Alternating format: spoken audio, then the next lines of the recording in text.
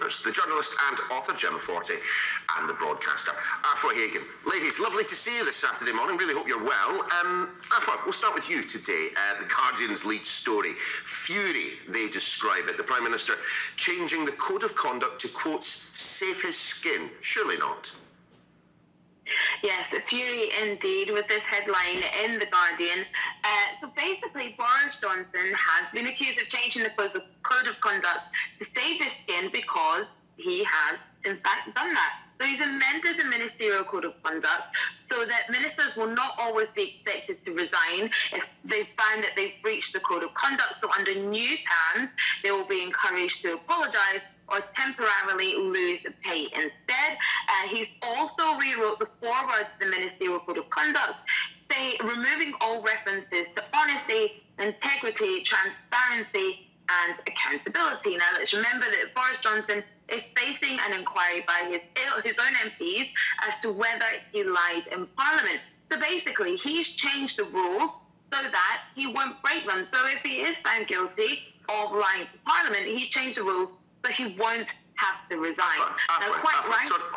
Sorry to interrupt. I get why people, the timing of all of this, is getting people's backs up, given the Partygate investigation, Sue Gray, the Met, and all the rest of it.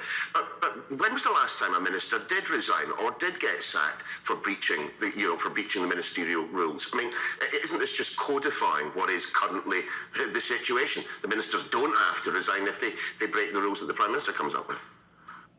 But the timing of this is just too coincidental.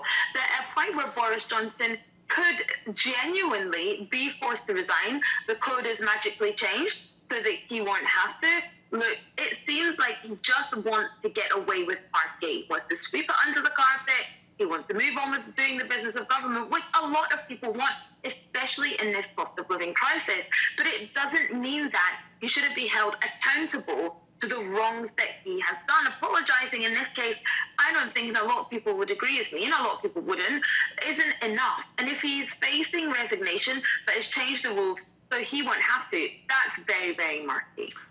Jem, of course, another way in which we can rule on ministers, MPs, is by going to the ballot box and voting them out. And on the front page of the Eye, well, it seems like Boris Johnson might be up for the chop, apparently, according to some fresh research.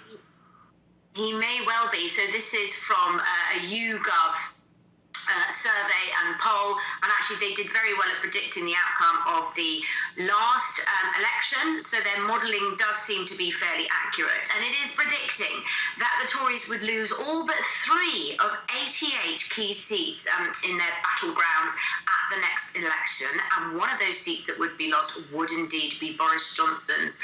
So that must be worrying an awful lot of MPs. It's exceedingly interesting. Obviously 54 letters are required to trigger a vote of no confidence, and whether Boris Johnson stays or goes really is going to come down to his party, because we know that he's not going to resign no matter what. We've just touched on the ministerial code, and that really relies in this country on integrity. Actually, it does rely on politicians deciding to do the right thing based on their own personal sense of duty or not.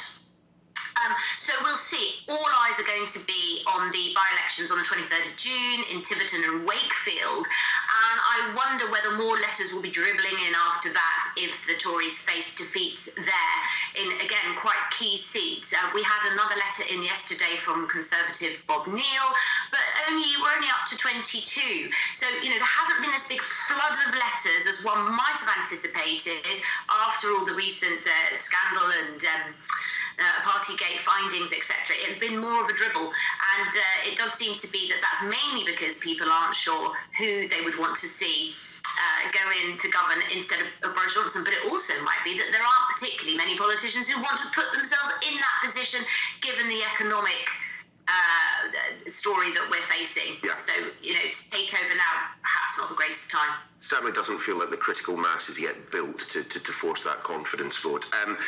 But let's go to the front of the Express, shall we, Afua? I don't know about you, if you're managing to get away this half-term. I've got a couple of weeks booked off. Thankfully, I'm not going abroad because it looks like it's going to be chaos. Yes, chaos indeed. It is the half-term holidays. If you were lucky enough to get a run of time off with the bank holidays or the 4-day weekend, holiday hell, and it's going to get worse. So chaos at airports. We had a similar story around Easter time. It seems to be a shame that the airports haven't pulled their socks up and managed to organise things in time for this half-term. But 30,000 passengers have been left stranded. That is partly due to something like 10,000 positions being unfilled at Heathrow Airport for a variety of reasons. Some people being off sick.